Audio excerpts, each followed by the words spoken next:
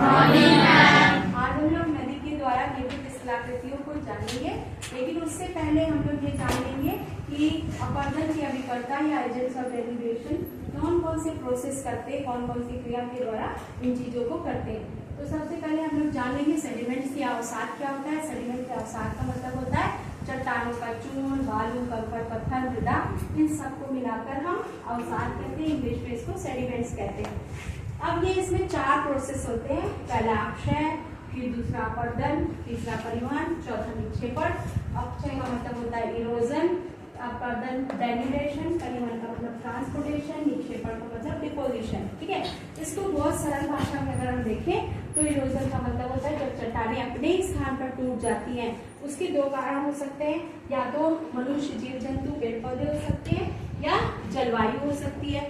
अगर मान लीजिए कहीं पेड़ उगाया है तो उसकी चट्टाने की जड़ें अंदर अंदर चट्टानों में चली जाती है, उसको तोड़ देती है, या कभी कभी मनुष्य ब्लास्ट कर देता है, उससे चट्टानें टूट जाती हैं। और कभी कभी जलवायु के कारण तापमान जब बहुत बढ़ता है तो चट्टानें फैलती हैं और तापमान कम हो जाता है, सिकुड़ती है। इस बार बार फैलने सिकुड़ने से चट्टानें अपने ही स्थान पर टूट जाती हैं। जब अपने ही स्थान पर टूटेगी तो इसे अक्षय कहेंगे। दूसरा प्रोसेस होता है अपरदन, या इसको डेन्यूडेशन कहते हैं।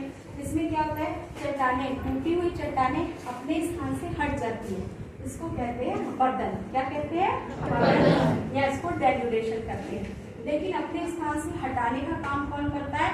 उसके बहुत सारे एजेंट्स ऑफ डेन्यूडेशन होते हैं या अपरदन के अभिकर्ता होते हैं। इसके पहले हमने आपको बताया, जैसे नदी हो गया, हिम हो गया, पवन हो गया, समुद्री तरंगें हो गई, भूमिगत जल हो गया। ये सब चीजें को कहते हैं अपरदन के अभिकर्ता या एजेंट्स ऑफ डेन्यूडेशन। ठीक है, तो ये सब मिल करके ये काम करते हैं। अब आता है परिवहन।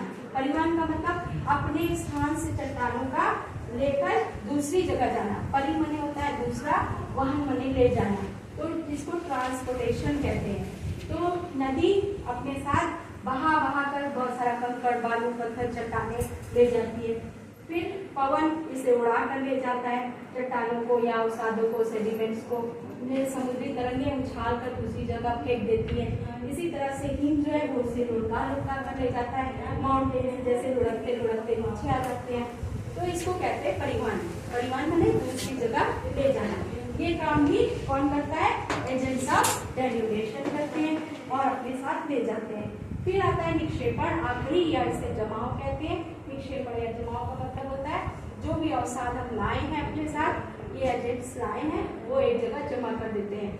समुद्र में मिलने के पहले नदी सारे अवसादों को जमा कर देती है एक ट्रायंगल शेप में। ग्रीक भाषा में इस ट्रायंगल शेप को डेल्टा कहते हैं, इसीलिए इसका नाम डेल्टा पड़ा है। ठीक है, इसी तरह पर्वतों पर जब चट्टानें नीचे आती हैं, हिम ग्लेशियर, बड़े बड़े हिम के खंड, तो वो जब एक स्नो लाइन होती है 0 डिग्री की, वहां पहुंचते पहुंचते वो पिघल जाते हैं और जो भी अपने साथ कंकड़ पत्थर लाते हैं वो गोल गोल कंकड़ पत्थर पहाड़ की तलहटी में जमा कर देते हैं। उसको कहते हैं मोरेन। क्या कहते हैं? मोरेन। या हिंदी में कहते हैं हिमोर।